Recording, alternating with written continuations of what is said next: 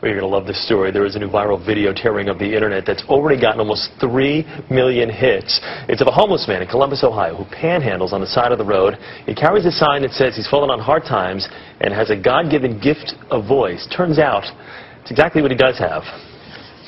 When you're listening to nothing but the best of oldies, you're listening to Magic 98.9. Thank you so much. God bless you. Thank you. And we'll be back with more right after these words. And that man's name is Ted Williams, and he joins us exclusively here on the early show this morning. Ted, good morning. How are you? I'm fine, thank you, and good morning to you too. I just want to hear you talk. Ted, just read something, would you? First of all, congratulations. And let me just ask you right off the bat, what's it like to go from being homeless and on the side of the road with a sign in your hand to now overnight you are this sensation and people can't get enough of you right now? Oh my God, it's just sensational for one. It's numbing for another, overwhelming. I mean, there's so many words that I just, oh God, it's just amazing. I feel like, well, I've already been characterized as the Susan Boyle. I'm just so happy.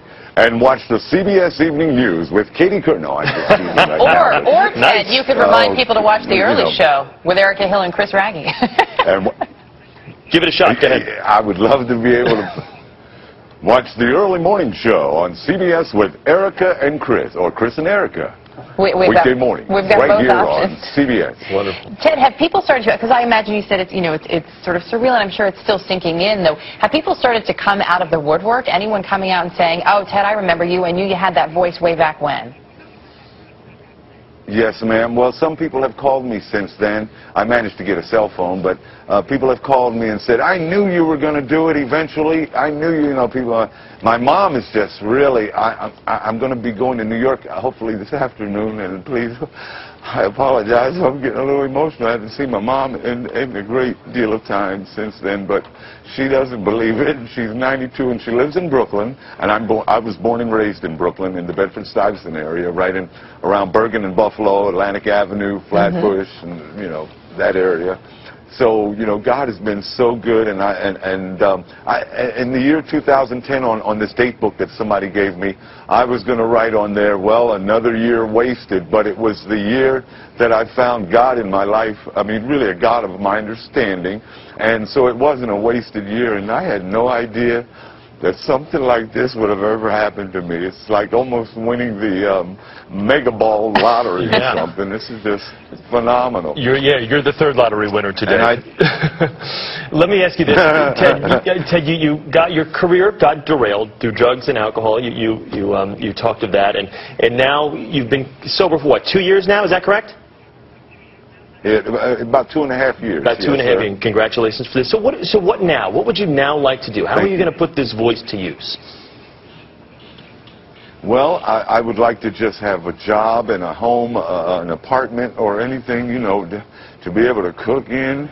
I'd like to, just get my life in a responsible area of a 53-year-old man, a tax-paying citizen, and try to put some of my bad memories and everything. Well, I'm not going to forget where I came from, but I just want to put some of that on the back burner and continue with my life, whatever is left to live, and hopefully, like I said, I was holding that sign with the hopes or the wishful thinking that somebody was going to ride by and say, hey man, I got an internet radio station that could possibly use some production work or something.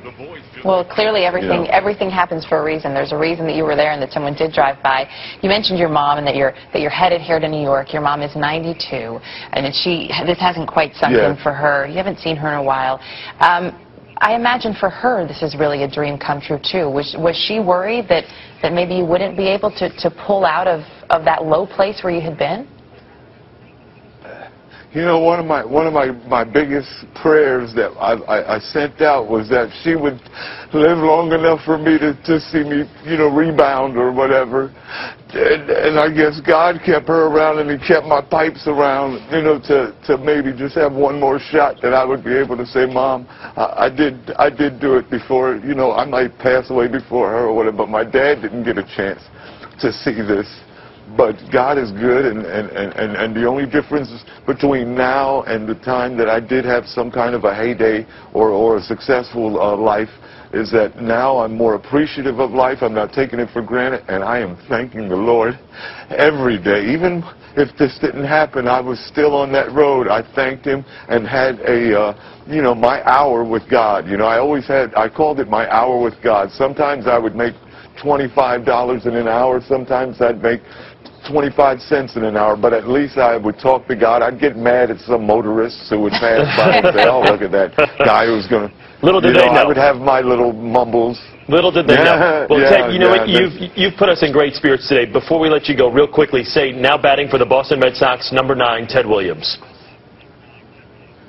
Now batting for the Boston Red Sox, number 9, Ted Williams. Ted, congratulations to you on your success. Good to talk with you, okay? Go get him, all right, buddy? Thank all right, you so much.